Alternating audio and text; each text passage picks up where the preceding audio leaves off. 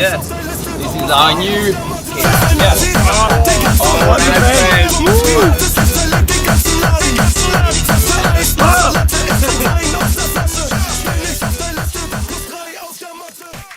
My name is David Jenkins. Welcome to the Active Hobo, where we tell stories because stories matter. Boy, oh boy, do we have a story to tell today. We are very, very grateful to have René join us in studio, the founder of RH77, Tour de France extraordinaire, and I suppose most importantly, DC winner of 2020. Yes, of course, yeah. René, thanks so much for coming to join us. Thank you for the invite. Absolute pleasure. I'm extremely grateful you respond to your DMs and are willing to come spend time with us. The day we're on Friday before Cycle Tour on Sunday. I'm nervous. Expo, there's lots of things on, so I know time is short. So again, just really appreciate it. René, I'll give you two reasons why I'm really excited to chat to you. And as anyone who knows this channel will know, we intentionally don't go and research hooks and try and dig stuff up and create some clickbaity type story arc. We hold back on that. So anything I learn here. But my favorite race of the year is DC, and you guys have brought a level of excitement to that field unlike anything else. I've had that, can't even call it a group or a peloton, that freight train come past me on race day, and it's just super awesome, man. Everyone hypes out so much. Everyone's always excited to see what you guys are going to bring. So that is one reason why I'm extremely excited to speak to you, selfishly. And then your brand. You've brought, in a world that people consider quite saturated, maybe not necessarily exciting, you guys have brought a flavor, a style, a quality, a product, and a story that a lot of people are interested in, which I think is not an incredibly easy thing to do. And for just those reasons, not even to mention some famous races you've attended over the years, I'm really eager to get into it. I don't know where your story begins, but if you wouldn't mind trying to take a stab at it and let us know how this magical journey started, where it started maybe. My whole story is obviously started in Austria. I'm born in Vienna, and my father is a cyclist. And summer cycling was always great. I grew up, my father was just a fun rider, but what I heard, he was very strong.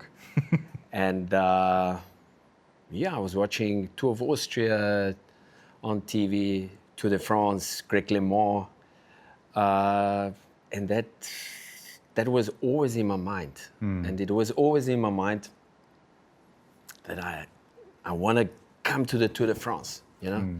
And that was for me the biggest goal. I was a very good junior in Austria, national team. I was fourth at the under-23 Worlds in 97. And in 98, I was sixth. So 2 times top 10.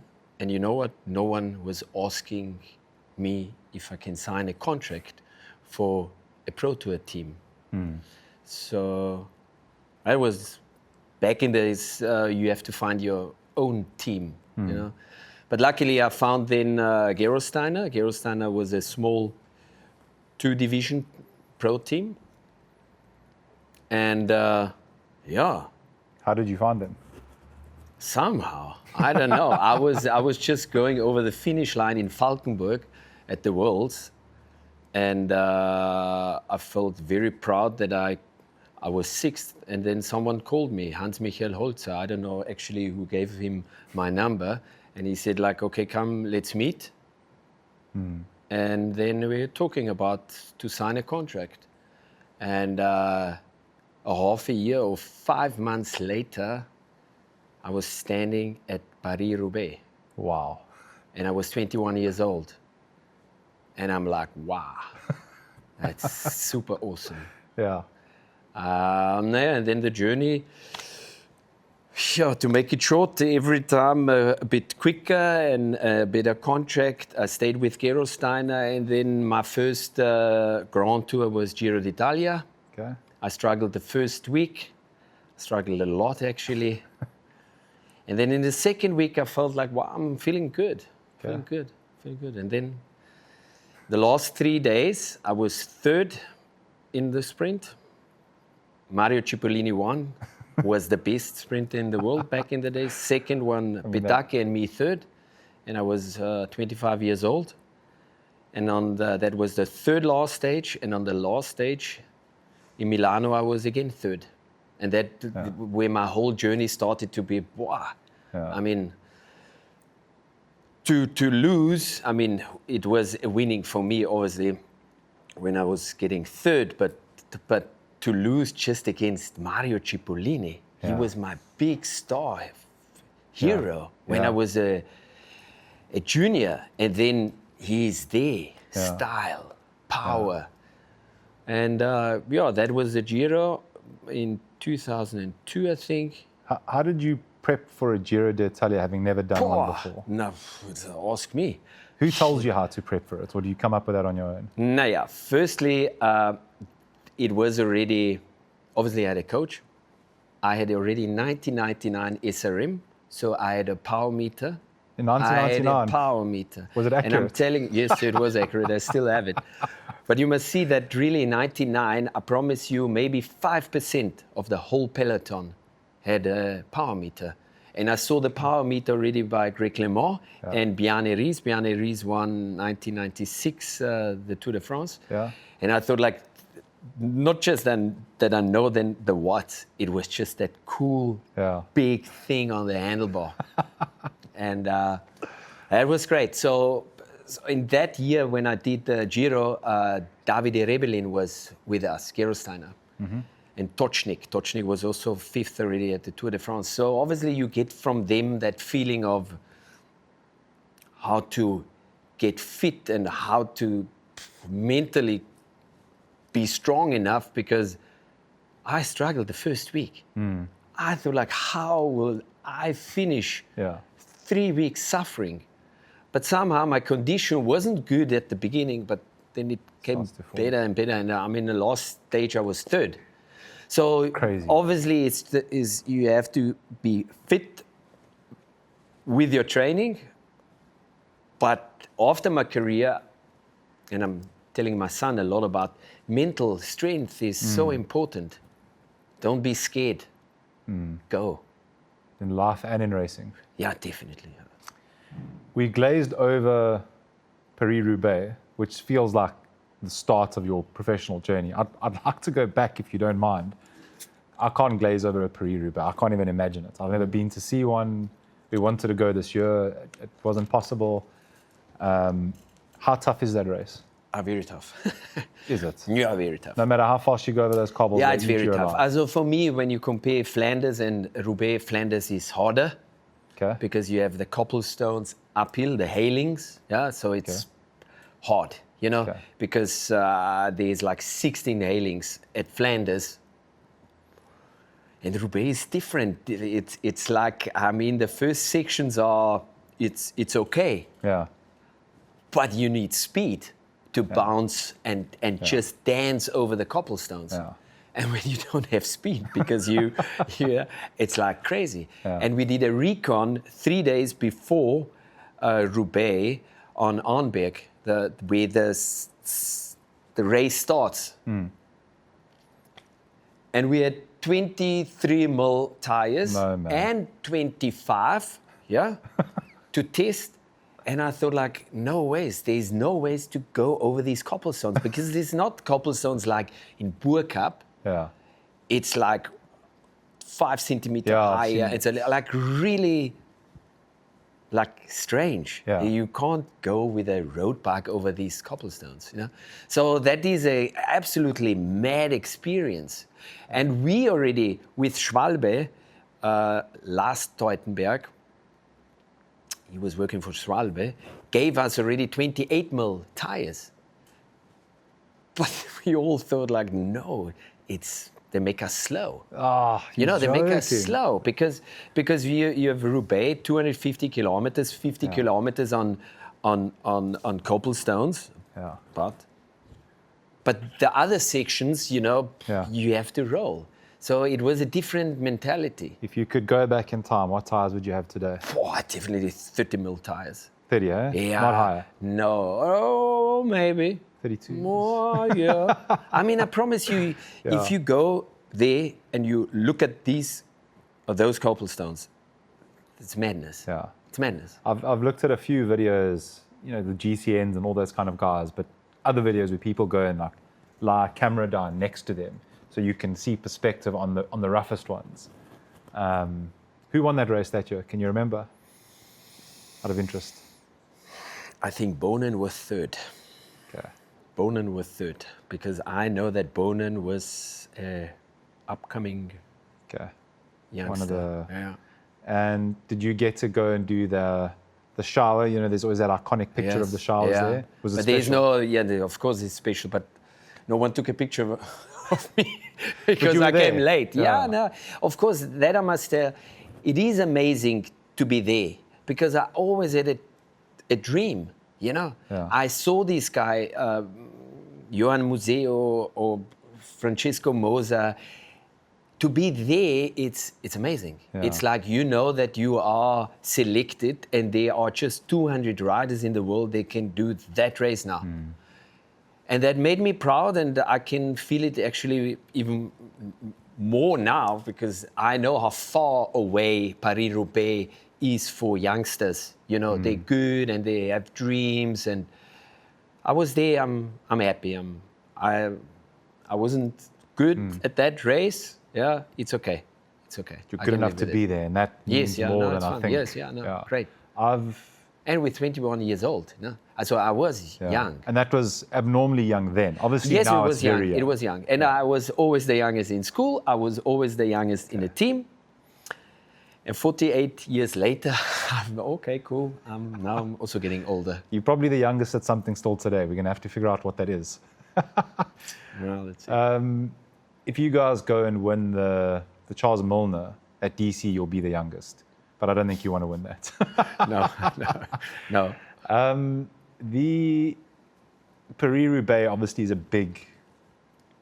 I'm glad you used the word that you were proud of yourself. We've been very, very fortunate to sit with, you know, some olden and modern day pros. Not that that's all that we speak to, but I mean, I would be lying if I said I'm not extremely excited when you chat to a pro, because we all know the enthusiasts is what I believe I represent. We get that level. It's unimaginable. We can't imagine the numbers, the watts per kg, the distances, the mental fatigue, it's just like you can't even, it's incomprehensible.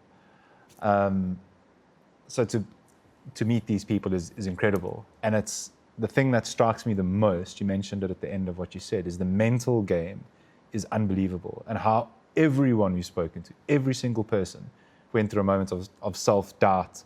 Something happened. They started to believe, I am good enough, I can do it. And there was a mentality shift, and the results seem to always have followed. The moment their mind shifted to, I am good enough and I belong here, their results came afterwards.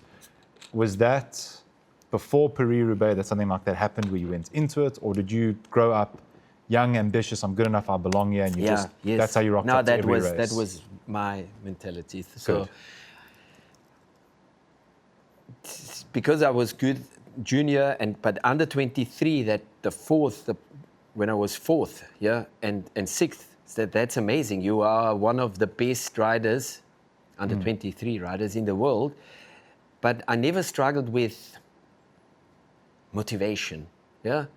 Yes, there are some things like you wake up in the morning, you don't feel like to go for a ride, and it's difficult. You know, it's difficult. But I mean, discipline. To be honest, Ronaldo is great. When you look at Ronaldo, good role model. I don't know if he was the best soccer player in the world. Which Ronaldo are we talking about? The OG Brazil Ronaldo or Portuguese Ronaldo? The Portuguese, Cristiano. Yeah, Cristiano. So, and he's saying always, it's like, wake up, come on, discipline. And that is what it is. You have to get the success. If you were to associate a percentage of things that impact your end result, how important is discipline? If you had to weight it, like... I don't know if I was... 50%? now I would say 50%. It's that big. It's huge, yeah. But I was young. I thought like I can do a lot of stupid things. I can train in Cape Town. I go to Rhodes House, can see Mario Cipollini drinking a beer, and I thought like I don't have to go home. And tomorrow morning I just go for a ride. So yes, I could have been better probably. Oh, but it's fine. It's fine. It's fine. I was never the guy to say no to a beer or let's go out. So I was out there. I was training good. So the people's champ. Let's see. Giro obviously was a big moment. Yeah. I would imagine that those top three must have made a difference to people's perspective of you. Yeah, definitely. What changes from that race and what comes next? No, the first thing, but I struggled the first week at Giro. Even in sprint, it's difficult, to box and get the good position. But I made everything super in the last week. So I knew I can go and I have the eye to follow Mario Cipollini. And I mean, it sounds now stupid and easy. I knew who is the fastest sprinter in the world, Mario Cipollini. So what am I going to do now? I'm just going to follow his wheel. Okay. And that is what I did. I had to defend that's now my spot. And it's hard, no? People want to kick you out. Tell me about that, because we don't see a lot of footage in cycling about that. But how physical is it? No, it's very physical. It's very physical. It's definitely, it's happening, yeah? But now the guys have to be careful, yeah? They have to be careful. So they're penalties, yeah, definitely, yeah? But maybe back in the days it was like left and right and with hand and you try to... And you accept that as a rider. You know that's the game. It is what that's it is. the game. It's not dirty, that's the game. So to be honest, I don't want to say I was scared before a sprint, but I knew from now on the next 20 kilometers, put your boxing gloves on, and it's hard. It's really hard, and it's when you try to break or you think you have to break, then it's not your game. So the sprinters are very tough. Really, but I don't want to say that I'm now tough. But that's the game. You have to. I'll be tell hard. you that you're tough. Yeah. You don't have to tell me. Anyone that can sprint or has the mentality to accept that my role in the race is to fight it out, to sprint at the end. That for me, going into a race, accepting that's my role in the team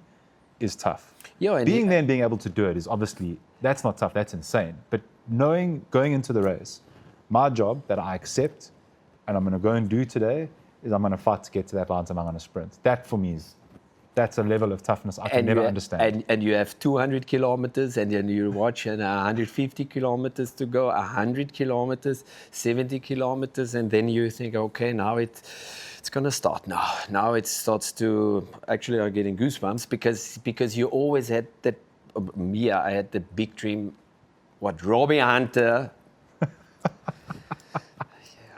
winning a Giro d'Italia stage, Tour de France stage, and a Vuelta stage, chapeau. That guy was crazy, he's crazy.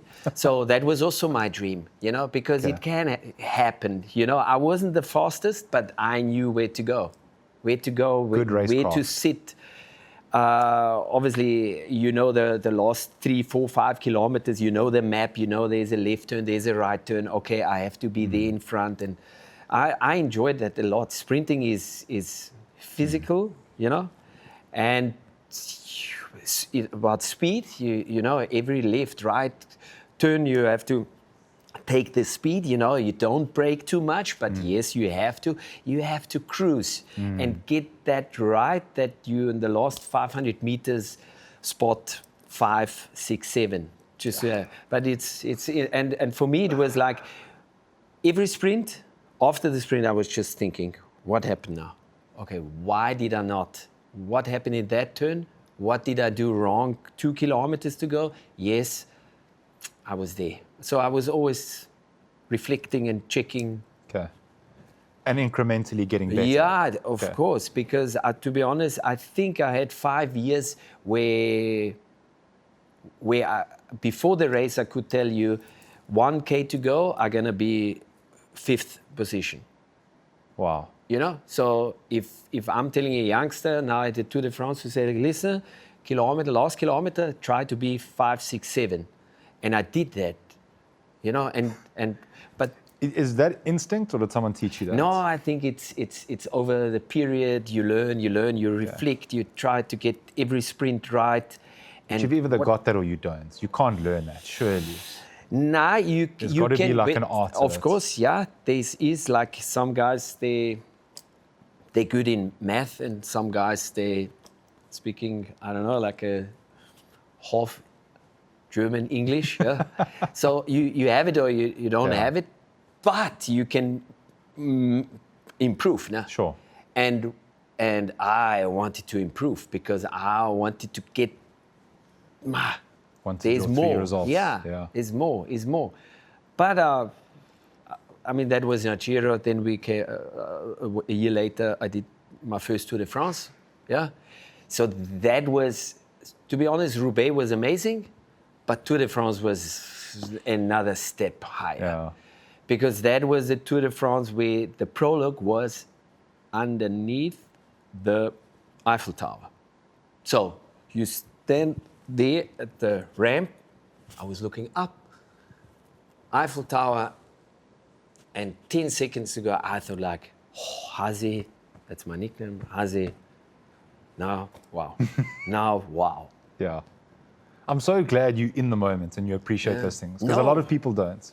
A lot of people don't reflect in that moment like, shit, I did, because I did. I was in school, I had a calculator, and on the other side of the calculator, it was a picture of the Tour de France, Greg LeMond and Claudio Chiappucci, and I always looked at that picture because I thought I want to do that, you know. But yes, you need a talent, but I was so driven to wanted it, go there, and then you're there at the Tour de France, It's incredible that under the race Eiffel Tower in the prologue. I mean, that's ridiculous. And I was 28th. That was for me very good in a time trial. Yeah. Just 6 kilometers, and I lost, I don't know, 6, 7 seconds, but that was good. So the start was very good, you know, and incredible that race is so much bigger than all the other races. And it's fast, you know, it's fast from the start to the finish is full gas. There's always a breakaway, and 150 cyclists want to be in that breakaway. But the breakaway is just like 4, 5, 6 guys. How many attacks before that breakaway goes, normally? Because it's never one. There is sometimes one, lucky one, and it rolls out. And I remember when I was in the breakaway, there was, after 28 kilometers, there was a sprint. And full gas, 30 minutes to that intermediate sprint. And there was a small little village and full gas, and I was there, and then I'm looking back, oh my word, with 15 guys, and there is a gap. Oh, wow. And I don't know, like for 30 kilometers, we went on full gas, 15 guys, full gas. And it was like, oh my word, is that now that break? I want to be in my first break. I want to. Yeah. And then after like 30 kilometers, 30 seconds, 40 seconds, a minute, 2 minutes. Oh, it's done. 5 minutes, 8 minutes, 10 minutes, 12 minutes. Wow, you made it. Okay, cool. And then you cruise. And in that breakaway, on paper, I was the fastest. Oh, man. And I was not thinking about, but then 30K to go. Wow. Maybe. Just imagine. and I thought like, no, don't think now too much. Yeah. But I had that thought. I had that thought like, wow.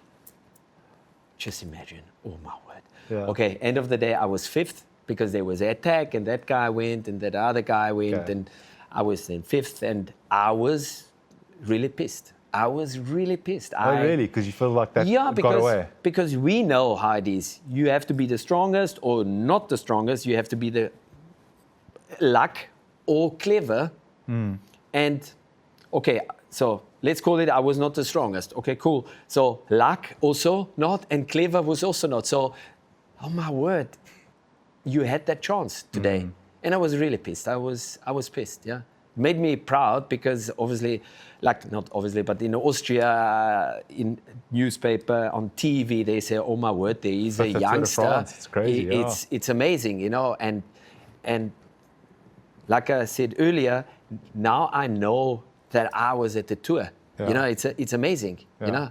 I mean, but okay, so Tour de France, big crashes, 2 times big crashes at the Tour de France. One time I was lying there. Also the first crash, there was just a crash. 400 meters to go. I was there, 6th, 7th position, and Robbie McCune wanted to pass, and he hit my handlebar, and I touched his shoulder, and then I crashed. So, but I saw. Racing incident. It happened. What I said, you have to be like, you know, you can't brake. But I know Robbie touched my handlebar and I attacked. But I woke up next morning, all the newspaper, René Haselbacher, crazy sprinter, he's pushing Robbie McCune and all. And on TV, if you look at it on TV, it looks like that I'm pushing him away. But no one knows that he kicked my handlebar and I was freaking out. So it was very difficult, but I was then, from that moment, I was the crazy guy. So like, that guy don't want to brake and like tough. But it was...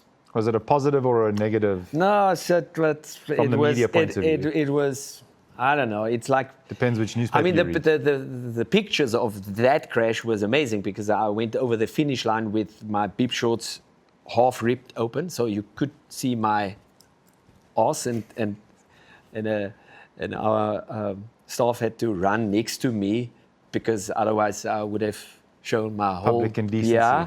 So and that picture went crazy all over the world. Like really, that he did also cover magazines. No, the first page because it looked so crazy. No, that guy had almost no pants on, bib shorts on.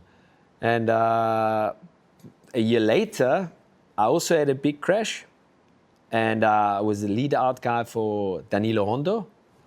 And I remember last kilometer, so I'm quite good. I was looking, Danilo, okay, let's go. And let's go, okay. I guess I was like position 10, and I thought like, okay, now it's a great spot. And started to accelerate and start to sprint. And then it went, tuk, and my right side of my handlebar broke. No. Yeah, I have still that feeling of, boom, tuk. It's like you're driving on the highway and your steering wheel is like, oh my word, what's happening? And then I crashed. Boom, I hit the ground. I turned around, the whole peloton, bikes on my nose. I broke my nose, teeth out. And that impact was hard. And I mean, probably 80% of the guys had to stop, no? Lance Armstrong, Jan Ulich, there was a big crash. And I was lying there, and then I can see Robbie McCune, because I had the fight a year earlier with him. And he's looking at me, and I was really in pain. I thought like, please, I can't handle that pain in my back. And then I'm looking at him, and I thought like, that guy, Robbie McCune, will gonna say now, oh shame, man. No, he started to argue with me. I was lying there in my blood, and I couldn't answer. And okay. So I went to hospital. I couldn't finish. I was in, what you call it? In ICU? Yes. And then I thought like, oh my word, maybe no one knows that my handlebar broke. Oh my word. So my team director came, Paco Vrolich, my teammate. I'm lying there, beep, beep. And They come in, how are you? I say, good. I say, hey, guys, I have to tell you that my handlebar broke. And my team director said, yeah, the handlebar broke. Nah, before the crash. What, before the crash? I say, yes. Okay, long story short, next morning, newspaper, TV shows, I'm the crazy guy. I'm again. Yeah. He again crashed and took half of the peloton down. But yeah, so that was my Tour de France. Did you ever get to rectify that and tell people, no, the handlebar broke, or no, that was the story, game over? Yeah, I tried. It was very difficult because if media, they think that it's hard, and also it's very difficult. It's a sponsor. No? It's a sponsor. You can't say it's bad about some stuff, you know. Okay. So, and that was really irritating me because I wanted to say, guys, I know everyone has to be tough as a sprinter, but listen, I don't want to. I don't want that is happening to you when you start to sprint and click, and the handlebar is here. Yeah. But the owner of that brand, which is a nice guy, he did the Epic about 15 years ago. Okay.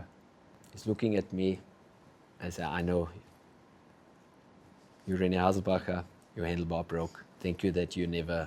Oh, okay. No, it was good. Yeah. Good for you. Yeah. Because you had to take that on the chin. I was watching something on David Beckham. I can't remember what the context was or why I was watching it, but they spoke in football, and I suppose it's in many sports, how if you don't play the media game and the media turns on you, how bad it can be for your career, your sponsors, and they talk about the media almost in the same way people talk about politics, which we know also plays a role in sports. Any experience for you in that? Was the media pretty neutral, or? No, the media was like, I'm the crazy guy. Yeah. But on the other hand, to be honest, there was no social media, there was nothing, no Facebook, no Instagram. But Sounds had lovely. 2 crashes, and what happened to me, I was known in that time. Not known as a good cyclist, but as that what happened, you know? Yeah. That's crazy. So, I mean, if we would have social media back in the days, oh my word. Yeah. It would be a bit better for me, but it's fine. It is how it is. And what did that Tour de France do for the next step of the career? Because we won a Giro, we won a Tour de France, and we won the Vuelta, obviously, but no, it's just that feeling. Okay, you did it, you done it. It's just a lovely feeling. It's just a lovely feeling that you actually want to have a podcast about me and maybe about my brand, but you say like that guy, you did the Tour de France, and that is amazing, you know. I've never met anyone who's done the Tour de France. Yeah.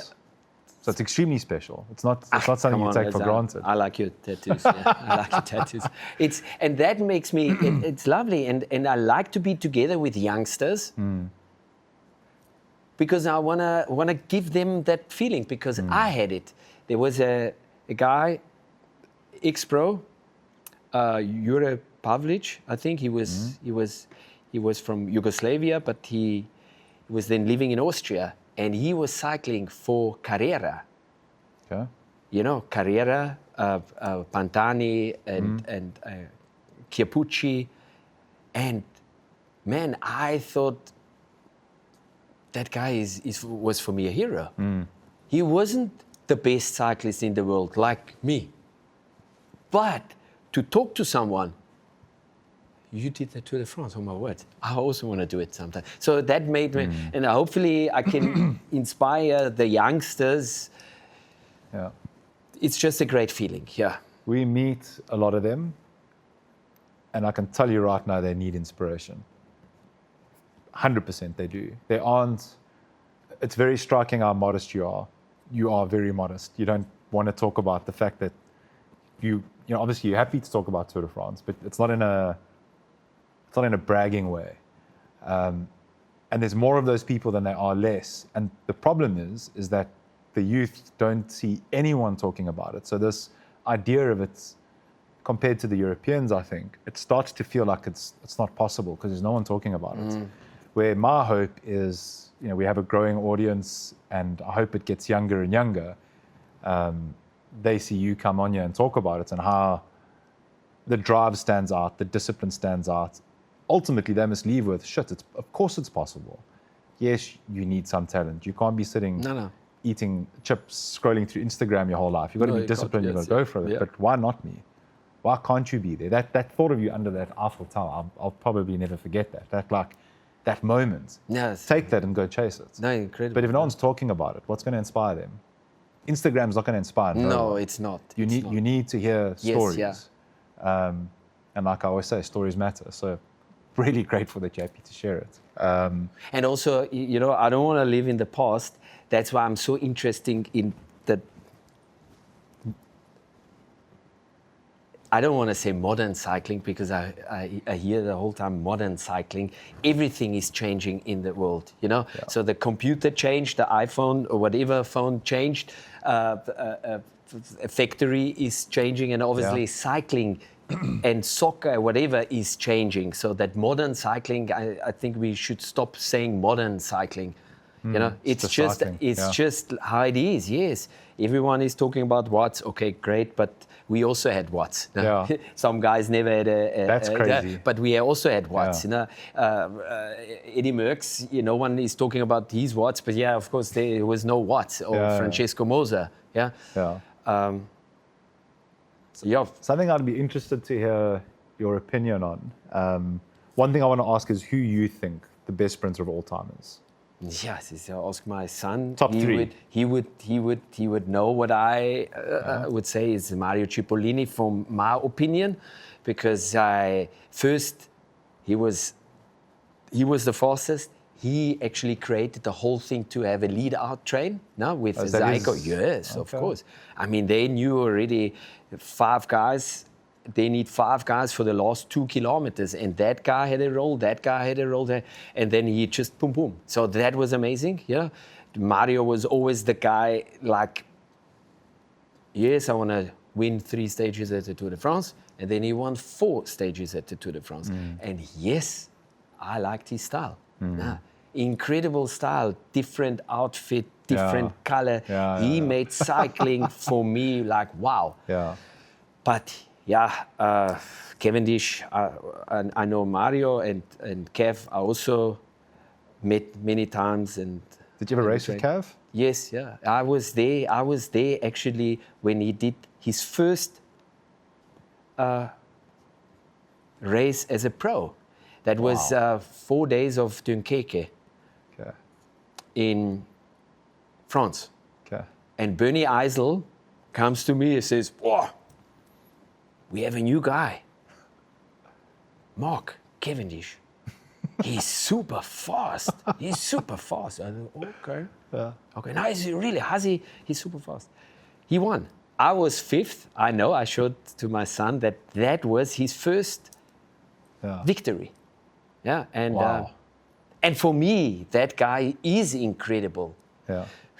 Because he had his ups, then he had his downs. Then he got a contract with Dimension Data, and then he was good again. And then he had another ditch, And then, one more stage. Big final kick. And 2 years earlier, we trained in Austria because he's very good friends with Bernie Eisel. And so we went for a ride. And that was so down, like he was not the calf anymore. And then he's telling me about next year he wanna again. One more. Okay, cool. And I said to him, that was about 3 years before he stopped cycling. Okay, that was it. And I said, Kev, you know what? To be honest, I think you should stop, because you had your career and it's hard, and you could see he's struggling. He was struggling. Sometimes position was not right. You think already he's getting older. break and so. But wow. Then I'm like, oh my word, that guy is amazing. Yeah. And I was at the Tour de Suisse, the last 5-6 years I did VIP hosting, so it's good. I'm driving a car and I don't have to cycle up. And then I had to go to him and say, Kev, you're amazing, And I'm telling you, and I want to give you a motivation in 6 weeks' time, because the Tour de Suisse is about 6 weeks before the Tour de France. And I said, Kev, I think you can make it. But really, to be honest, your condition is not great. And so he hugged me. And you wouldn't just say that? You wouldn't just say that? No, because by him was clearly up and down, and then it's difficult. Then a good result, another good result. It's okay, what's happening here now? Yeah, and I think that year he started very good already. Tour of Turkey, he won a stage oh my word, he can win. Yeah. And he's a special guy. He also needs, like everyone, but he needs that small little victory to build the momentum, get that big thing. And he made the big thing. I mean, incredible. The reaction of all the other cyclists was a beautiful moment for cycling. Yeah. Everyone just celebrated. And I mean, for many, many years, and I grew up that no one can beat Eddie Merckx's it's just 36, unrealistic. 35, unrealistic. And that guy did it. And how he did it. And you saw his such a long period with these up and downs. Yeah. It maybe like Kittel, a German sprinter, I think he won more than 10, 14 stages at the Tour de France. So he had a period of 3-4 years, brilliant, and then arrivederci. But Cavendish had it's interesting when you talk about, like you were saying, get rid of the term modern cycling. Here's a guy that went through how many years? Yes. So what is modern? Yeah. Cavs. I can tell you. Sorry. No. I can tell you another story. 3 years ago, 4 years ago, 3 years ago, Johnny Ugeland, friend of mine, Dutch guy, living in Austria, wearing the polka jersey 2011 at the Tour de France. Did the epic with him together. And then he said, listen, Hazi, there is a new race in Abu Dhabi. Big prize money, I will do it. And I thought okay, cool. You know what? We can have a photo shoot there, RH77. Let's go there, Abu Dhabi, with my brother-in-law, Philip. I love how your world works. It's crazy. And then we're there in Abu Dhabi. Me, not in a good condition, but I just wanted to see the whole thing. Racing against these guys there, I thought oh my word, it's harder than the Tour de France, because I never saw this in my entire life, that from the start, different teams are lining up and they're pushing you away, and I thought what the fuck is going on here? And then there was Kev. He's coming to me, and I'm poor. Kev said, Hazi, that's the modern cycling. They're already fighting. Yeah. Just after the start, full gas and pushing you away. Yeah. And they, me, not even close to Cavendish, but he said, listen, they push me away. And I grew up like Mario Cipollini. You can't push him away. I mean, that's Mario. Maybe he's a lead-out guy. You can push away, but not Mario. And so Kev told me many times, it's amazing. He must fight. And that respect, what we had maybe 20 years ago, that respect is... And what do you think about that? That sounds pretty sad to me. I don't like that. It's sad, but you have to adapt now. I don't want to live in the past. I know you have to adapt. It is how it is. Yeah. I think... Should be some courtesy shown. Pogacar is still the guy where no one's going to touch him, and it's... Vingegaard, Van der Poel, maybe. And then I think it's already wow. But in my days, you had 20, 30 names. Wow, that's okay. Come, I give you. You can pass me. So that changed, but you have to change. Then it's fine. You have to fight. And I promise you, at the August, I kept on cycle tour. Sorry, you have to fight. You have to fight for your position because it's normal already. So everyone, junior, that change, and you have to adapt. If you can't adapt, then... I just hope that isn't a sign of where humanity is going.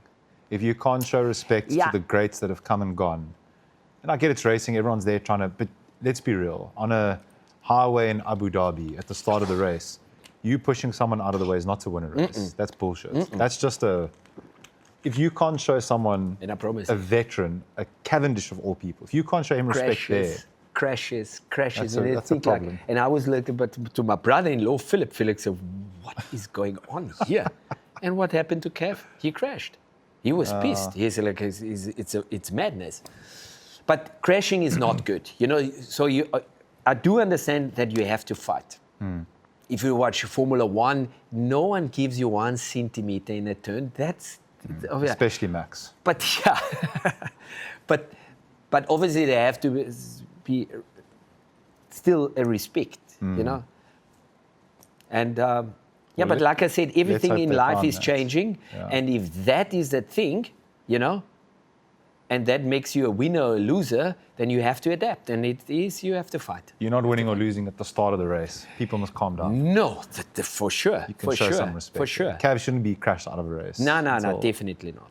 But I can't believe I'm sitting talking with someone who was rolling around Tour of Swiss with Cav, talking about him winning his final race. Yes. We just brushed over that like it's nothing. That blows my mind. I'm a normal human being with nothing special going on in my life, and I'm sitting here talking to someone who was riding a bike, chatting casually with Cavendish about his final race. I mean, but that's insane. It made,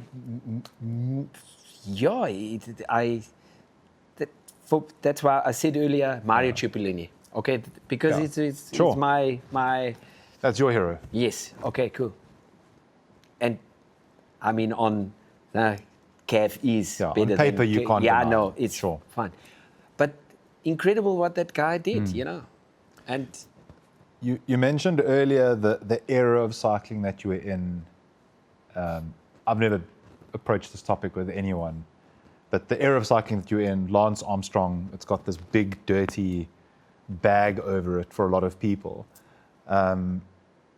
I was talking to someone the other day, and I'll never mention people's names, but he was saying how when he was in Europe, going from the Conti to Pro Conti to World Tour, and it was really at that final jump that the doping, let's just call it doping, was so open and casual. So you'd be at a table and people would just be talking about what they were on, as if nothing, like things on the table.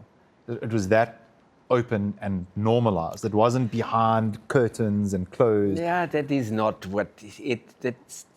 Can you give me, if you can you tell me what that era was like? I can tell you that. Know? So obviously I must say, not everyone is doping. Oh, back in the days. Yeah, well, that's easy to say, But it's also easy to say when you go to a club or to a bar in Cape Town, not everyone is taking cocaine. It can't be that I'm in a club where everyone is doing that white powder. Yeah. And that makes me a bit angry when it's like, yes, there was an area, and I know that there were people, they were talking about, hey, and sometimes you knew that guy is not crazy. Very good results, yeah? And with Lance, on one hand, I say thank you to him and to Jan Ullrich, because that era was amazing. Nah? It's like they blew the it up. Sponsorship, the Tour de France is getting like, and I mean, Lance took Tour de France to the red carpet. No? It is incredible, no? Because by us in Europe, it's cycling is Tour de France. In America, was cycling Lance Armstrong. So it's just a different thing, And that's why Gero Steiner wanted to have a big team, because there's T-Mobile with Jan Ullrich. So that's why my era was pushed. And if you look at the whole history about Lance and competition with Jan Ullrich, about 20 years ago, it started that there's a advertise and there's a road bike at the back, sneaked in. So I believe that they made cycling what cycling is now. It's in fashion. It is people, you're on a catwalk because you want to look good. So they made it, Yeah. But on the other hand, it's like, wow, no, that guy was cheating now 6-7 years. Or now what if I would have taken the same thing, the exact same thing? Poh. Maybe podium at the Tour de France, that's amazing, huh? Me, Haselbacher. So that is a thing you can't, I don't know how good these guys are, Sure. But Lance showed already that he was world champion with 22, and I don't want to defend him because if I hear the stories about that he paid the UCI, that everything is just swept under the carpet, and that makes me angry because if I would have been positive, then I'm positive. Because obviously René Haselbacher is not the best cyclist in the world, and that is a showcase, wow, positive. So, yes, apple and bananas are mixed here. Okay. But I can't change it, I can't change it if someone is looking at me and thinks that was your era, and I wonder. That's more where my question was posed. Whatever Lance did, I agree. His impact, how he scaled, purely from a brand and a marketing point of view, no one can deny what he did for the sport. And whether he doped or not, whatever, that's a different story. And you can judge his morals. Personally, any form of cheating, if you'll cheat there, you'll cheat anywhere. And I don't like cheating. End of story. I'd rather lose than cheat to win. That's something that's born within you. The excuses to argue to and fro, it's not even a conversation for me. But to your point, the whole era gets this brush of everyone did it. And what I don't see anyone talking about, and not because I want to defend an era, I'm just interested as a person who loves cycling. Surely not I love your analogy. That's the craziest analogy I've ever heard. Is everyone in the club doing cocaine? Because that'll stay with me. And you're the only person I know that was at that level that I can ask. And obviously everyone wasn't running around with blood drips in their arms and steroids and EPO pumping in their veins. So that's reassuring. That's a part of the story you don't hear about. Everyone's just like, that era, they were all doped. Ignore them. Well, have you asked anyone else? Have you asked René? Have you asked his team? No, actually we weren't. And we got good results. And I think there's a whole podcast you can do just on definitely. that. No, definitely. So I appreciate your perspective on it. And you think it's difficult that people will cheat. It doesn't matter if you cheat as a husband or as a wife, or if you cheat, you don't pay your taxes. If you cheat, whatever, So it's difficult. The whole world will never be without any, love and pink and everything is great. So it's difficult. It's difficult, If your bib shorts have anything to do with it, there'll be a lot of pink in the world. Yes, yeah. We're going to get there. No. No. Before we get to this incredible brand and business that you've built, how does your career your professional cycling career? What does that wind down look like? How does it end? Okay. And maybe if you can, just your favorite memory. It can be a result, or just for you in terms of your pro cycling. What's the number one? Okay, I'll make it short. So we said already Roubaix and Giro and Tour de France and Worlds. Yeah, I had 2 times. I was very good. I was in Zolder when Mario Cipollini won. I was 14th or 13th, and I was on Robbie McCune's, Eric Zabel's wheel, and I made a mistake. I went a bit too early, and I ended up top 15. But I knew, oh my word, top 5, that was possible today. So that was tough. And then we had the Worlds in Salzburg in Austria. So we said, okay, when it comes to a sprint, it's Bernie Eisel, and I'm gonna control. I was very strong, and it was a hard course. And last 2 kilometers, I had to close gap. I think Davide Rebellin was I had to chase him down, and Cancellara. And then I'm rolling in to the first position, 2 kilometers to go. Oh, no. And I'm like, oh. And then it was a right turn, and usually I fight for position. I fight, you always have to fight. You see a corner, don't think, you must fight. But because I was so in front, I didn't fight in that corner, and I'm coming out of the corner, and I'm position 15, and I'm looking, 1.5 K to go, and I'm looking, and like, oh my word, there's a gap. So there was a gap with Valverde, Eric Zabel, and Bettini. And I'm now, why they have a gap? And I tried to close the gap because Bernie was on my wheel. Bernie was 11th, I was 17th, and I'm like, oh my word, what just happened? So if I would have fight for my position, like I always do, then I would be on them's wheel, And when I'm on that wheel of these 3 guys, I know that I can beat Valverde in sprint. And then it comes that game like, what did you do now, Hazi? Podium was possible. Yeah. Oh my word. And everyone could see it, like, boy, Hazi was super strong. And that was one of my moments. I was pissed, and I'm still pissed. And I showed it to my son and to my wife. And I said, stop on YouTube. And I said, that was my mistake. And there I could have. And my wife said, you know what? Life is so great. We met. My wife is from South Africa, so she made everything like, but I'm still pissed because I'm like, I could have done it better. Sure. So that was, then I signed my contract with Astana, Team Astana, and that is another big thing for me because that was the biggest team in the world. And it was, for me, incredible to have Contador on my side, nice guy. My friend Andreas Klöden, 2 times, 1 time second at the Tour de France, and another time to second, but he should have get the first because Lance was never. So I was, and Vinokurov was in the team, so that was for me incredible also. I knew, okay, I'm not obviously the leader, I'm there to help out and do that stuff. Team player, and that was great.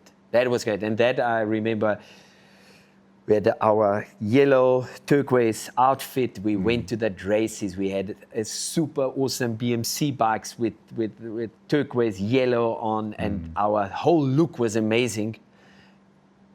People at petrol station, for example, asking, wow, are you guys doing advertise for Borat, for the movie Borat? Because they really thought like we.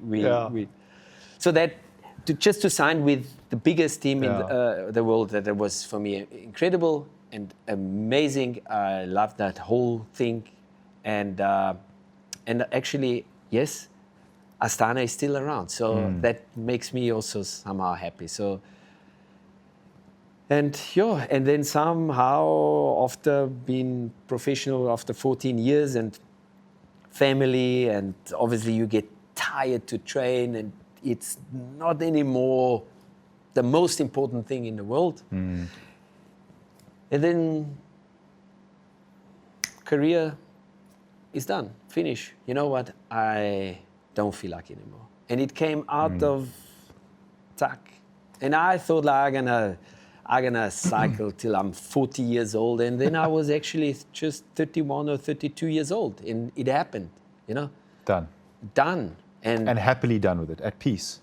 You're with peace, but obviously after 1 year, or like a half a year later, I feel like, wow, it's not done.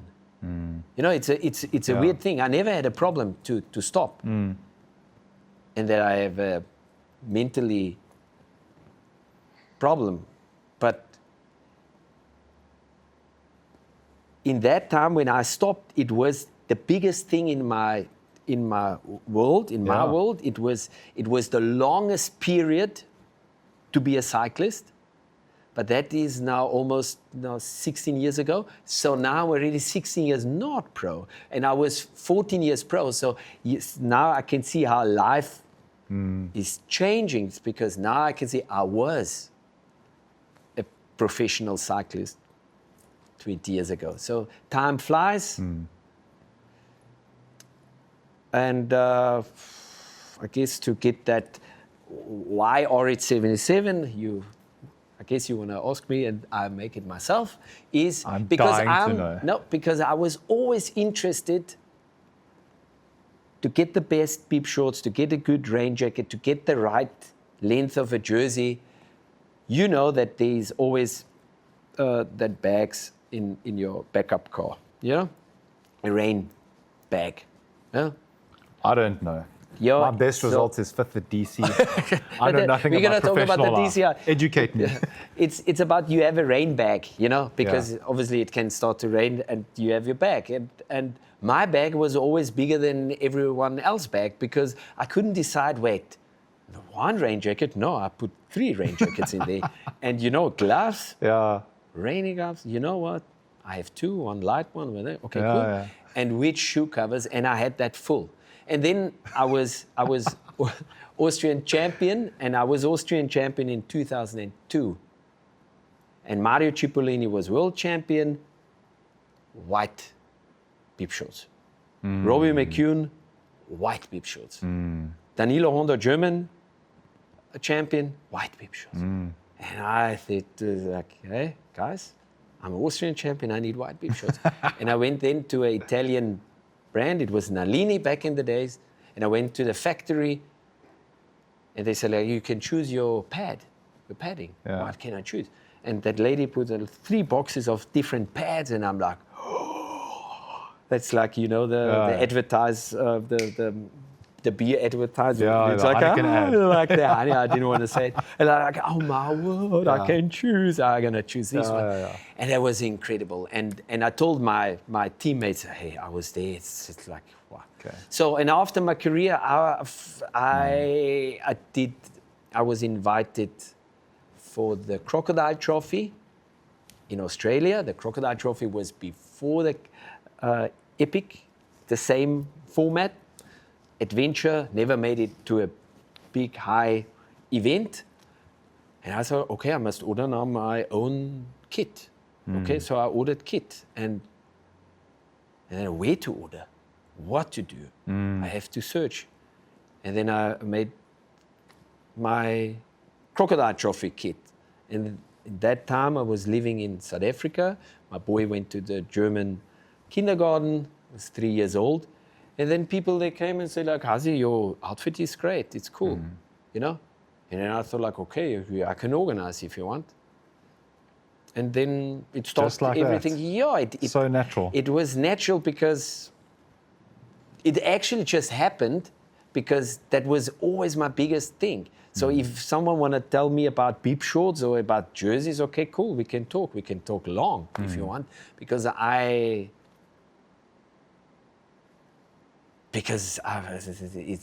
it's such a great thing, I can tell you a funny story about bib shorts if you want to hear it. Yeah.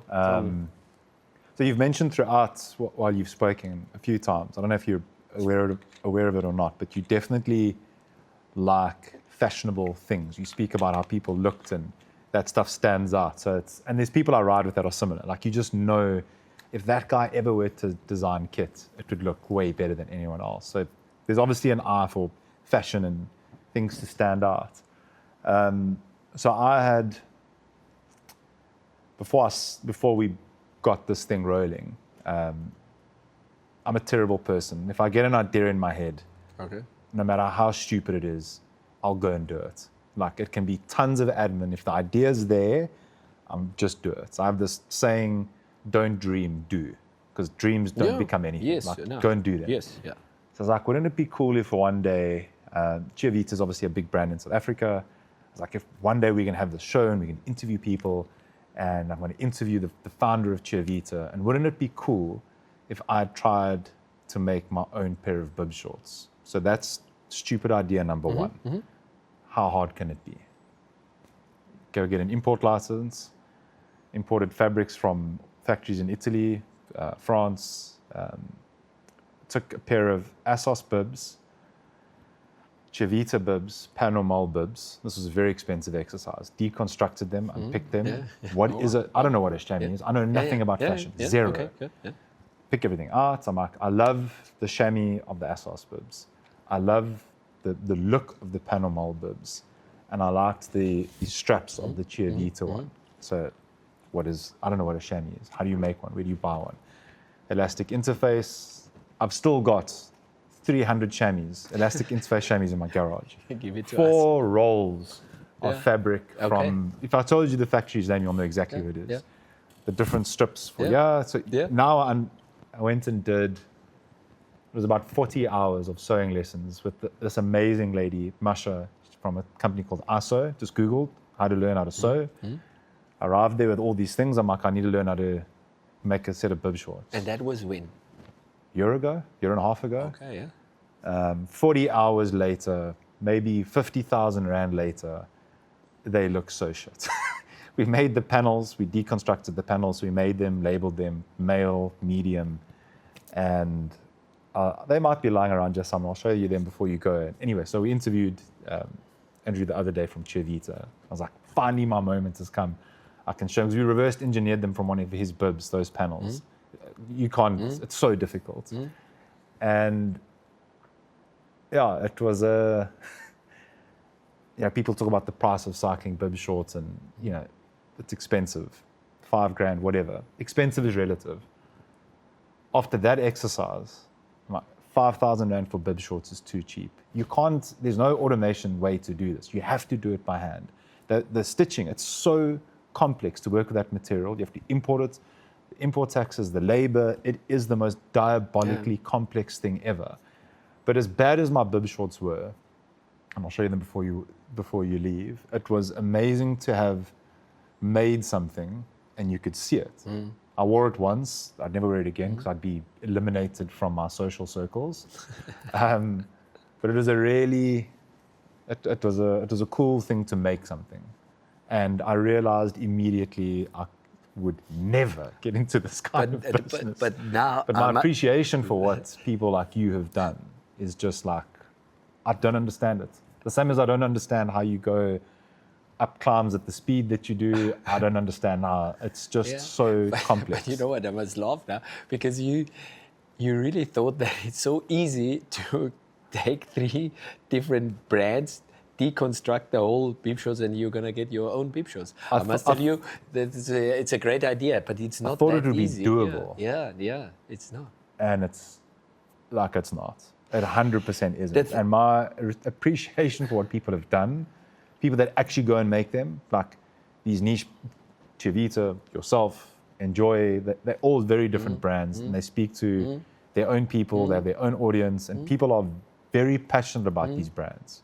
You'll know the people that buy and wear your brand, they wear your brand emotionally, and like it's such a cool thing, man. I love that. I love that connection of my vision for this brand is X, and I make this product, and people buy into it and they love it. Yeah, like they honestly become part of it. It's incredible. And I just have the biggest respect for people that have done it, because like anyone's business, you just don't understand how difficult it is. There's no point to that story, just a random anecdotal. No, it's not detour. a random story because it's. You'll laugh when I don't want to show you them on camera because you'll probably cry laughing and think how terrible they are. But I should keep them in the drawer there for future. You can. So how does this journey of yours go from where it is as a, sure, I can help you out, to... Yeah, and then step by step, then you find a factory in Europe that they can sew, and then it becomes bigger and bigger and bigger. But our stuff was always not that the jerseys or the bib shoes were tested by me, tested by other friends of mine, also ex-professionals. So I know how, or not just me, we know how a bib short should fit or a jersey should fit, because if you think you can do it, then everyone can do a bib short. Yeah, but also what we learned is there is the sportier look, and then that not so sportier look. Sure. You know, More casual. and more casual look, and quality is very important. The look is very important. So important. You know, and our custom orders in Europe also. I mean, they're coming cool guys, but they want to big logos on and make it loud and that's like, but you can make a custom kit look very nice. You know, you can create for a customer almost like a collection type of design, and that is what our clientele love it, because we try to get our ideas to our customers that it looks cool, you know. And I'm saying it out here, and my friends in my inner circle, they know I want to go back to the Tour de France. Wow. That is my next big. It is not is my next big dream. It is my dream, you know. I love that. I had no idea. Is that something you've publicly declared before? Do people know that? No, people know that, but Tour de France, RH77, that is where get in. You know. I love that. And that is, I'm already talking and wheeling and dealing and checking what's happening. And it's interesting that is you for mention me. That. So I asked Andrew, what does it take? Because again, I don't know. What does it take? Sponsoring? Do you have to sponsor kits? Do people buy kits? No. You have to sponsor. No, really? Yeah. So every Tour de France team I see doesn't pay $1 for their kits. No, they get money, a lot of money. So they get given the kit and they get given money. A lot of money. But it's okay. It's so professional. It's so professional. Okay. I just didn't know that. But you must find obviously the right team. I thought that then would be your obviously clients. A lot of no. I thought they're giving you money. No.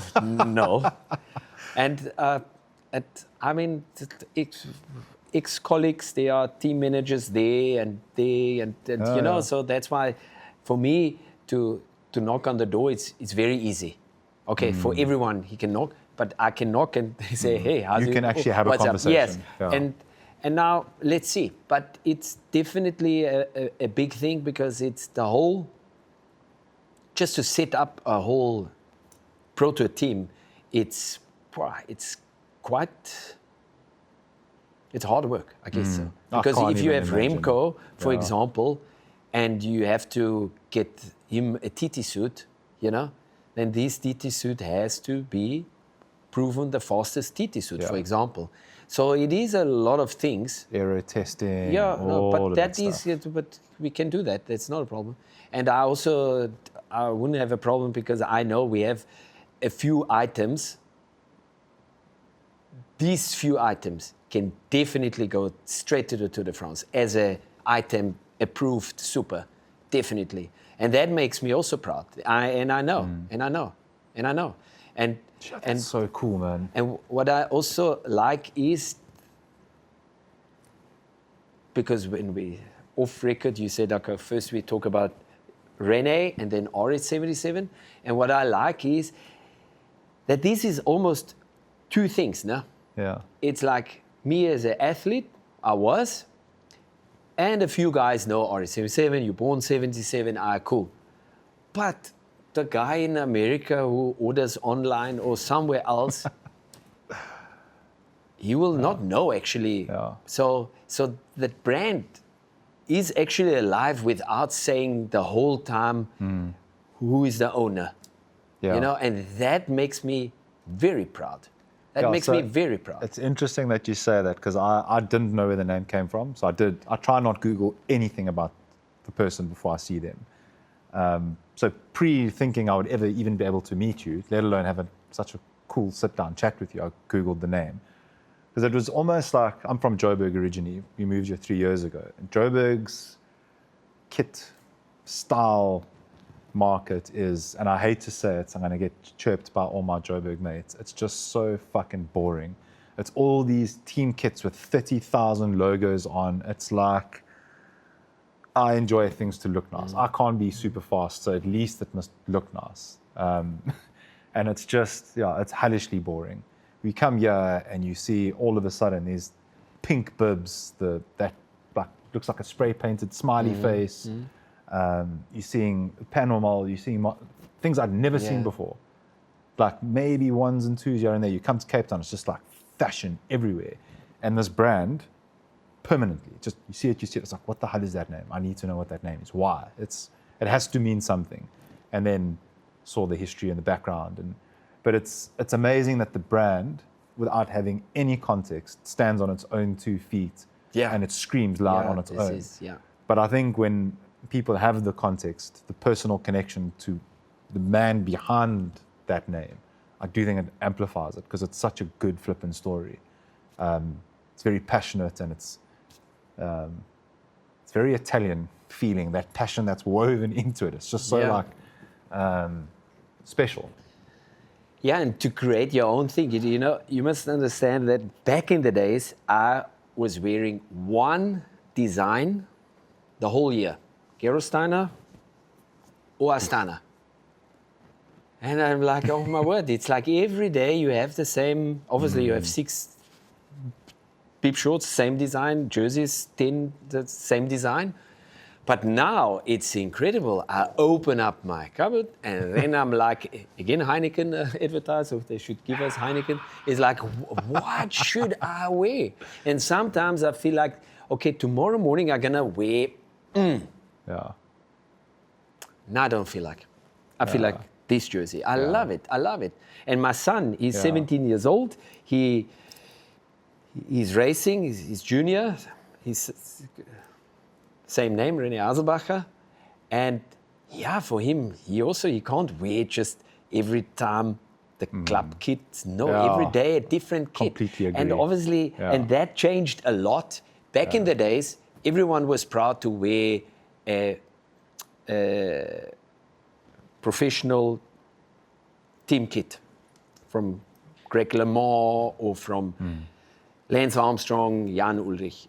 But now it's a catwalk. It's amazing, and I'm so happy that the girls are so loud and proud. It's amazing, and now it comes to details. Now details, that is a paint job made here in Cape Town by BMC Jared.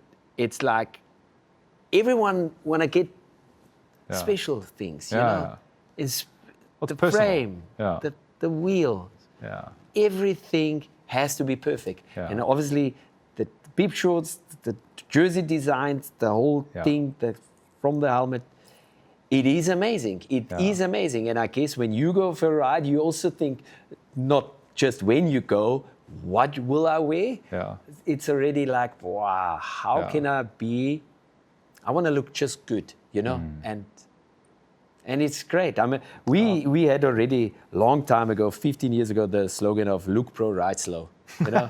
And that "Look Pro, Ride Slow" was always my thing because I'm not anymore the young, huzzy and strong, but I know that we all can look good, you know.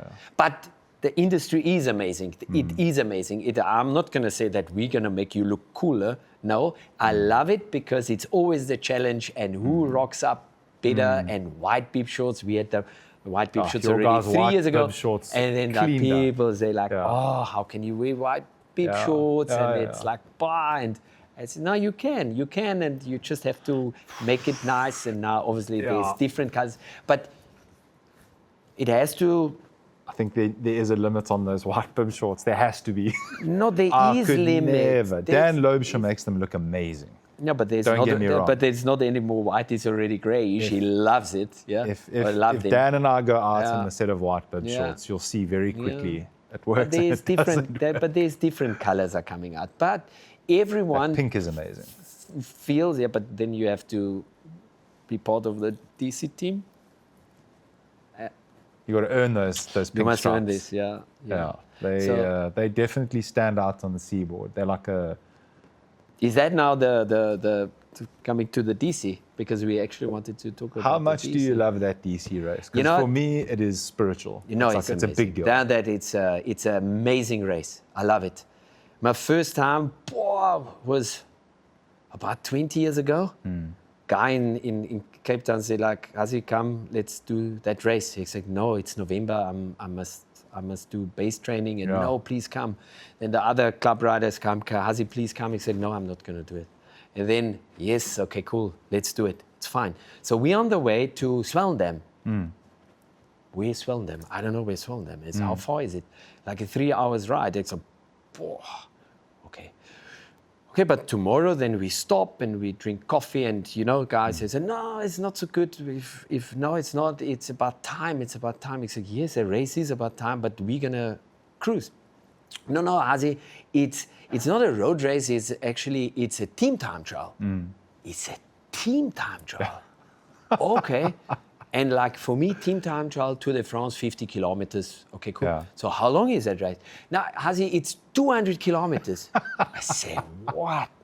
I didn't know. These bloody South Africans. I didn't know. So I did my first DC and I did, I don't know how many DCs, 10, 15, a lot. Yeah.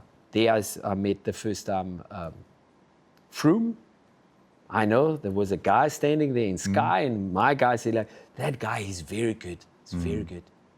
He's living in Joburg. I said, okay, cool. 2 years later, winning 4 times the Tour de France. Amazing. Yeah. So as a professional, I never won the DC. Never. I was always invited. Hazi, please come. You're good. And so, okay, cool. But we never won. No? You're one of those pros that we all love to see being brought to the DC. Yeah, but no result. Didn't win. Never. And then free will, I had a very good with Liney. Yeah. He passed away, sadly. Is it Liney? Now we always talk about we have to win. Yeah, it's difficult. Yeah, it's difficult because we must get the big boys in. Yeah. And 2 years ago, I thought like, okay, cool. Make their own team. Make their own RH77 factory team. And it was then quite easy to get my friends down. They say, come guys, enjoy South Africa. It's lovely. Yeah. And we made it with a bunch of motivated guys. Also Dan was obviously there and stuff. And different mix of people. And we enjoyed it. We enjoyed it because we had that spirit of, guys, we have to be fast. Yeah. You have to look good, but we have to be fast. And you ticked all the boxes. Yeah, I obviously knew already that guy and that guy and that guy, very strong, And also with Johnny Hugeland, it's amazing. Wearing the pocketed jersey at the Tour de France and still racing. He's 42 years old. He retired, but he still loves to race. Need your legs. And he's like strong, And with these boys, we can do it. And we did it. And that was great. And that outcome here in South Africa was amazing. Yeah. And we had already a great RH77 factory design and cool. So, okay, then a half a year later, no, let's do it again. Yeah. Let's do it again. Get some guys from Europe in. And we did it. But the other team was stronger. But comparing, obviously, the Did you expect them to be so much faster? I love the banter. The week before, everyone's speculating. Yes, I know. It. And even people are speculating that Remco is riding for us. That would have been cool. It's like, okay, cool. Someone told me that Teddy was here in December. Who? Teddy Pogacar was here over December at the same time as Remco. Okay. I didn't see him for coffee, maybe that guy, or Van der Poel. I would invite Van der Poel for the DC. That's... For me, it's a cool guy. Yeah. Imagine Remco did come. No, I know. Imagine. I know. I was almost close. Scared. I asked Steven to give me his number. When he's here, then we can meet. Yeah. But obviously, I don't know. But who sent on social media? The rumor mill went crazy. I'm like, and I'm getting all the WhatsApps in, and like, Hazi, what's wrong? Is it true? And I was laughing, and then I started to look. But it is cool, super. It's fun. Super. It's good spirit. It's fun, and this is always for us, also to show how cool a kid can look, different. I was going to ask you is it a kind of a marketing strategy? No, I wouldn't say a marketing. Because it worked flippin' well. Yeah, I think just to have... No, we're excited to do that event. Because once again, it's an incredible hard event. Yeah. You have to find 12 guys, 12 crazy guys. It Yeah. doesn't matter if they want to race or they just want to finish. That race is crazy. Yeah. And it's not flat. It is hard. Yeah. And you know that the last 3-4 motherfuckers, Yes. they're called, Three Sisters is too kind. Yes. There's much better names for them. Okay, cool. I just know that name because when you're on full gas, you don't think about sisters, you think about that name. And many other ones. Yeah, many other ones. And marketing, I think for us is definitely first is the sporty vision, because we all come on and already our WhatsApp groups and what's happening and this year or last year we were second, 3 minutes behind. If you look at these boys, they are on paper much better than us. We all retired. Just Byron is the pro. Yeah. Dan, but Byron is the pro. And all other guys, no pros. And the other team, very good. Yeah. Very good. Chapeau. But you see what happens when a team like yours comes. You know how sport works. Come and you destroyed the field when you guys won. It wasn't even, let's be honest, it wasn't even close. There was no competition. It was an obliteration. But because it's the DC, in particular, the other 300 teams aren't sitting there crying. They're like, fuck, that was cool. Check how fast they were. There's appreciation. There's no jealousy. It's just like, wow. But then what happens in any sport, but South Africa in particular, someone's like, we're going to show them. So then this year, the exact same thing is going to happen. It's not going to be level the same. There's going to be someone else that's going to think, we'll go show them. But those guys came out of nowhere. That was cool. That's absolutely fine, and we like competition. And now what you said, now we want to show them. Now, obviously, we must say, now we want to show them now, of course. And this is why we love it. And we're gonna be ready for this year's DC. Carol, then you robbed me of the question, because that was what I was going to ask. No, but it's the fun factor. 100%. This is definitely, it is hard and the whole thing, but to have, I would say, we're all friends.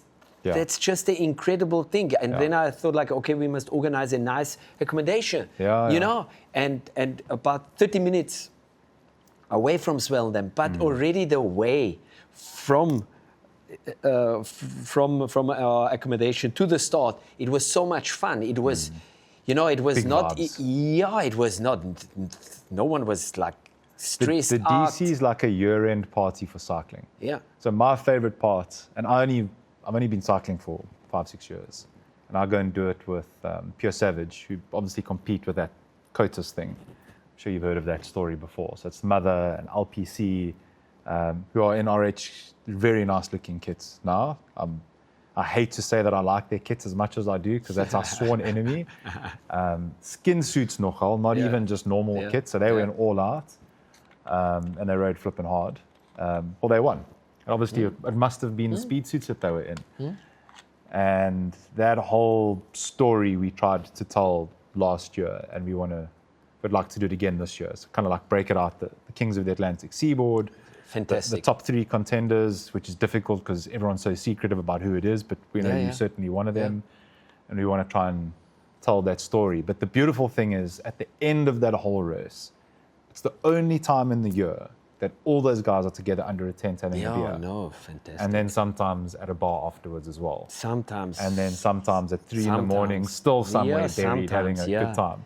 And that's the spectacle of that event. It's the only time everyone's together enjoying the same thing. Now, is that not liquor? It's the best thing ever. It's the most amazing event in the year. For me, it's absolutely...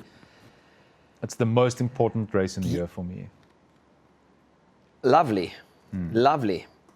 And after, you come to the finish and you are really tired. I don't want to say the F word, but you are really tired. No? Yeah. You're really tired.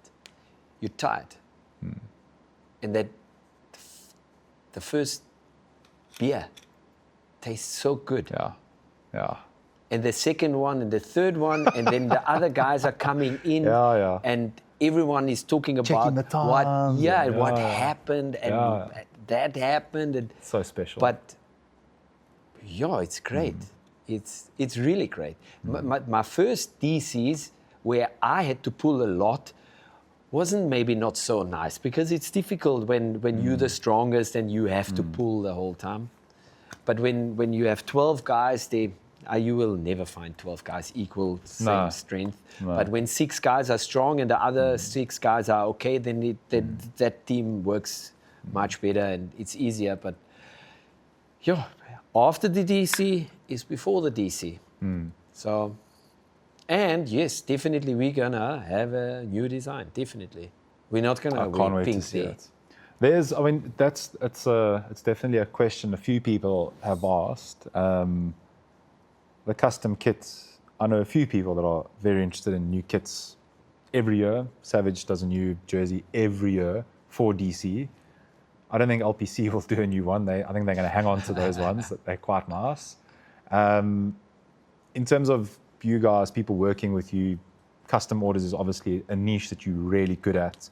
So if someone's watching this and they're thinking, will these guys do my kit? Can they do my kit? You guys open for business, whoever it is. No, it's easy. Go to the website, fill out a form. Go to the website. You're going to email my rep here, my brother-in-law, Philip, going to contact you guys, and then you guys can see samples. And one of the most important is the look. You know, we definitely ask, so what was your design and because we're going to make you guys look great. So it's easy. When should they be contacting you?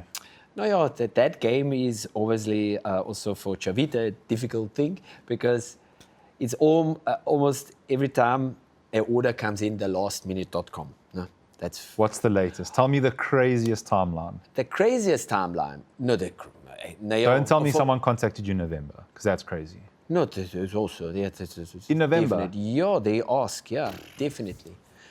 They ask. I mean, we can pull out, and then other companies, they probably can do the same thing. But if there is something, yes, we can do. But that is for when it's emergency. To be safe, 2 months, 3 months? Yeah, not 2 months, yeah. Okay. And I mean, 2 months, that is the normal thing, you know. And you don't want to rush everything, you know, because firstly, you must see samples, you get a quote, make sure you know, and it's all good. Okay, fine. You need the quantity, you know, and then the design, you know, and design is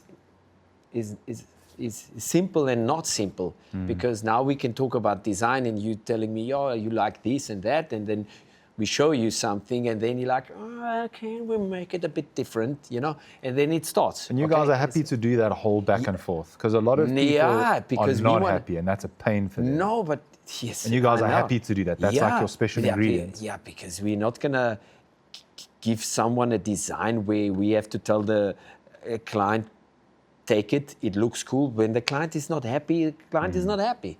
It is how it is, and the client is king, so it has to be happy. And you don't want to look the same like the other teams. You have to stand out, you know? Pink bibs. Yeah, the pink bibs is one Whose thing. idea was that? But that was actually my son's idea. Because we already had our jersey done. The jersey was, the design was done. Now, what bib shorts? White? Yeah, we took white already 3 years ago to the DC. First team with the white bib shorts. Okay, cool. White works. Simple. Can do yellow. Because yellow is defending champion. Oh, okay. Yellow. Okay, we're the last. Okay, yellow. Let's do yellow. And then my son said, now listen, there is pink in here. Please make me a pink sample. And then we decide white, yellow, pink. Okay, cool. Junior, tuck, puts on white, love it. Yellow, oh, it's good. Pink. I said, wow, I think that's it. Game over. And it's not a pink, it's a different. It's like, wow. And then our WhatsApp group, I made it then already pinkish. Yeah. Hasike, could you show us the design? Nope, I can't. But it must be like pinkish. Nope. Yeah. No, it's fine. That's cool, why man. life is too short to make everything so serious. And I know also sometimes in a hamster wheel, it is how it is. You work hard and you know. But talking to you now and saying that cycling is great. Go out there, look good, train. And sometimes it's difficult. Don't sit and eat chips or biltong, you know. Just get it there and you feel good. And you feel good. You feel good, yeah. That's a good advice and note to start ending this off on. Before we do, what does the remainder of your year look like? Any big events on for RH as a brand, for René as a person? Are you doing Epic in a week's time? Okay, guys. Okay, now that's a good thing. Now, firstly, mine is never talk about the cycle tour. Because the cycle tour started when I was here in 1998. And there was the Giro del Capo. Yeah. And the last stage, they said, that's the August tour. Wait, hold on. Yeah. How does it work? Yeah. No, there are 4 races and the last one is the August. Yeah. But we are doing the Giro del Capo. Okay, cool. I think we like in Stellenbosch, I don't know where. Pick up to town at 4:30. For us, we start in Europe 10 o'clock, 11 o'clock. So that was during the night. Okay, cool. So I was there, and I was 19 years old, and I was third. Malcolm Lange won. Beast. And I remember that was still, the finish line was just after Camps Bay. And I stand there with the Austrian national kit, and guys are asking me the time. What was your time? We said, I don't know what my time was. I was third today. Wow, that's incredible. So I figured out quite quick that the time is so important. Very. And then I did it in 2010. There was also the Giro del Capo. David George won. He loved that race. I won the first stage.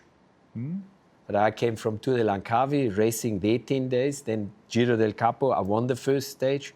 And then I could feel, I'm getting a bit tired. I think I'm doing a bit too much. And on the day at the cycle tour, Lance Armstrong was there. Yeah. Talking to him, he was like, I know you live there, you have a South African wife, and that's so beautiful, man, here. And I was fifth at that race. Malcolm won that one as well. Yep. You really wanted to win that one. Yeah. I also, now I can say, okay, cool, I shouldn't have won the first stage at the Giro del Capo. Should have tapered for the cycle tour.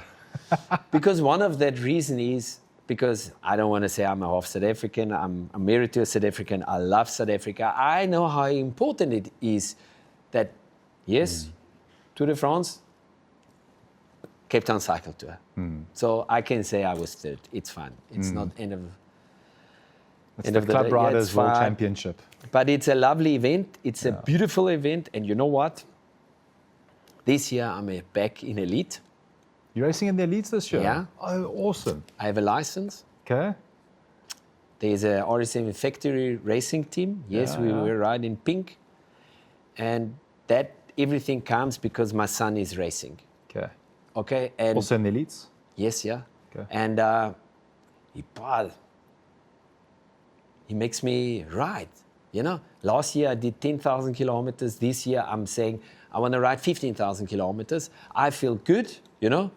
And obviously I'm not talking about winning or whatever. I'm just counting. Like, nah. But when they're gonna... Cav needs to give you a call and tell you what you told him. Okay, cool. I'll call him later. Maybe that's a big motivation. It's just like for me, when will they drop me? Nah. When? No. You think so? And when do you think they will drop you? If you think they can drop you? I think at Chapman's Peak, it's hard, yeah. Seika. And if they don't drop me, then I drop them. No, bullshit. It's going to be very hard. It's going to be... but I'm looking forward. Firstly, the expo started today. So I'm gonna stand there at the expo stand, and tomorrow I'm gonna stand there, but I'm telling you that because I'm a fully cyclist. You know, I grew up with cycling. I was a pro, super. I met one of my heroes, for example, Francesco Moser, you know, hero, you know. After my career, I can ride in any design what we designed because I feel like today white, tomorrow pink. That's lovely. So I like that new thing on social medias. We try to, RH77 cycling, Instagram, to have the latest look. You know how difficult it is to get that right, you know, and to show that's us, you know. So I don't want to live in the past, so I definitely live now. Okay, I try to get what is now. The Live latest, in the whatever is. Yeah, it's definitely in the present. Yeah. I'd say you're doing that extremely successfully. Just looking at some of the... Not extremely successful, but with a big passion. Yeah. Because the whole RH77 community is a big family.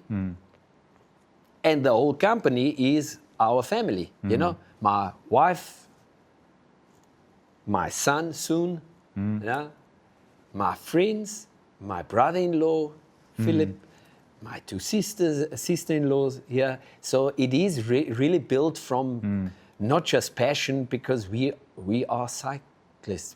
I don't know. If you, maybe oil is coming out here, not blood, you know, because Some it's dark like, liquid. No, it's lovely. Yeah. And I must say thank you to my father, because without him, I wouldn't be sitting here today. It's beautiful. Good on him and your family and everything that you've done. And when I say that the fruits of your labor, you can see that it's successful. I don't mean in monetary and the number of kits that you see. I mean, those are obviously, you know, expressions of that. But you hear the way people talk about the brand, and you see the way people interact with the brand, and the brand and the extension of. And I've picked up a set of white bib shorts for Carl Mitchell way back when, which would have been from someone in your family in somewhere close to town. Yes. And Fritzen wore them, and then he saw Pritzen's, and I had to go back and fetch another pair for him. I think they 2D6s are also with RH at the moment. They're gonna wear white bib shorts at the Epic. Both. Love it. Both. Love it. Good. Both. And it doesn't matter if it's dirty or not. Yeah. I love the way that they express themselves, and I have lots of random touch points where I just observe. And when I say that it's successful, it's the way in which people talk about the brand, and it's very emotive, and it's very positive, and it's very family orientated. And also for us is, so now we sponsor Honeycomb, Haley, Felix, Mark, and I feel like, I like it, you know. I'm always in contact with them and with Mark. You know, because I like it. I like it. Yeah. I like it. It's wonderful. And today my son, like, check Mark Pritzen, new, come up, Chappies. Yeah. Took it away from Byron. I wanted to call him on FaceTime, and I wanted to add then Byron and say hello. Yeah. So that's impressive. It was 3 seconds faster, 2 seconds faster. It just needs 3 seconds, and it's sub 8. The sub 8's coming. It's coming, and that's it. I called him. He called me back. He said, "What's up?" He's at the expo now, fetching the white bib shorts and some other stuff. And he said, "Congrats." Yeah. We all saw it already. Yeah. Wow. Yeah. And that's great. Yeah. I love it. Nothing's standing still. No. It's moving forward. Yes. And it's... Always. If I've taken anything from this conversation, it's live in the present. Yeah, no, definitely. Definitely. 110%. Definitely. And even I have 47 vintage bikes, and I love it. We're going to have to come see those now. That's it. We're going to have to do a bike interview. So I like it a lot, that past. But, wait, hold on. But new stuff is great. And present is great. Yes, you can look back. That was great there. But the future is, again, I get goosebumps because the future is cool. You don't know what great things are happening. You know, you don't have to always think about what can happen and the worst things. No, good stuff. And family is important. Family, friends, very important. Yeah, I couldn't agree more. I have nothing to add to that. I wish you the best for the future. I hope everything in the future is glorious, full, whole, and whatever you and your family wish for it to be. Thank you. Good luck for Sunday. Good luck to your son for Sunday. Good luck to all the RH riders and everyone else. Thank you. I will see you out there. And sincerely, thank you for taking time to come and sit and chat to me. Let's go for a ride. I've really enjoyed it. 100%. You tell me when. Because you know what? I would love to have a photo shoot with you because your sleeve and the tattoos, I love it. It looks good. It looks actually great with a different kind of color bib shorts. We're at your beck and call. We have a long kit conversation that we do need to still have as well. Nice. We don't have an active Hobo kit, and we really want one, but we're gonna do it. We will not do anything if we can't do it brilliantly. I'd rather not do it. Yeah, but we can. We will. So yeah, lots of exciting stuff in the future. But René, thank you so much. Thank you. Really, really and truly, I appreciate you coming through. I'm glad this is your first African continent podcast. Yeah. First time ever. And onward and upwards. Look forward to seeing all the success you guys achieve. Thanks. Thank you. Cheers. Thank you.